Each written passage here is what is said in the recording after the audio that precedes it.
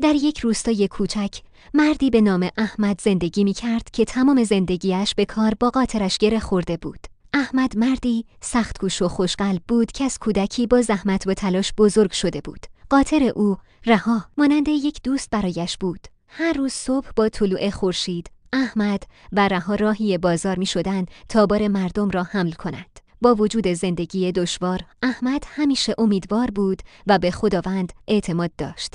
روزی در بازار یکی از دوستانش به نام کریم به او گفت: احمد، این چه زندگی است که برای خودت ساخته‌ای؟ چرا دعا نمی‌کنی خداوند به تو ثروتی بزرگ بدهد؟ این همه زحمت برای چند سکه ناچیز بیفایده است. احمد لبخندی زد و پاسخ داد: کریم جان، ثروت بدون تلاش هیچ لذتی ندارد. من هر روز برای سلامتی خودم و رها دعا می کنم. خدا همیشه راهی برای کسانی که زحمت می کشند فراهم می کند. کریم سری تکان داد و گفت: شاید حق با تو باشد، اما همیشه برای یک زندگی بهتر تلاش کن. احمد به زندگی سادش ادامه داد تا اینکه روزی قاطرش مریض شد. احمد درمانده و غمگین بود، زیرا بدون رها نمی توانست کار کند. او شبها نمی توانست بخوابد و دائم به آینده و مشکلات مالیش فکر می کرد. در نهایت تصمیم گرفت نزد پیردانایی به نام حاج میرزا برود. حاج میرزا مردی خردمند بود که همیشه با آرامش به مشکلات مردم گوش میداد. احمد با چشمانی اشک آلود گفت: حاج میرزا، زندگیم نابود شده است. دیگر نمیتوانم کار کنم. حاج میرزا لبخندی زد و گفت: احمد، هر مشکلی فرصتی برای کشف توانایی‌های جدید است. گاهی باید از زاویه‌ای جدید به زندگی نگاه کنی.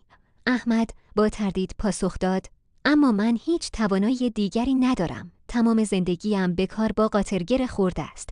حاج میرزا پاسخ داد: به گذشتت فکر کن. آیا هیچ وقت چیزی بوده که دوست داشته باشی اما هرگز به آن توجه نکرده باشی؟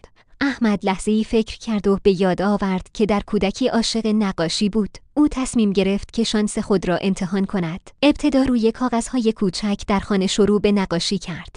نقاشی‌هایش ساده بود، اما روح و عشق در هر ضرب قلم او دیده میشد.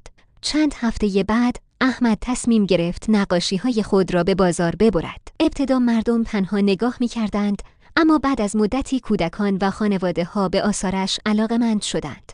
احمد کم کم به یک نقاش مشهور تبدیل شد و توانست از فروش نقاشی‌هایش درآمد کسب کند. سالها گذشت و احمد نه تنها به یک هنرمند مشهور تبدیل شد، بلکه یک مدرسه کوچک برای آموزش نقاشی به کودکان روستا راه اندازی کرد.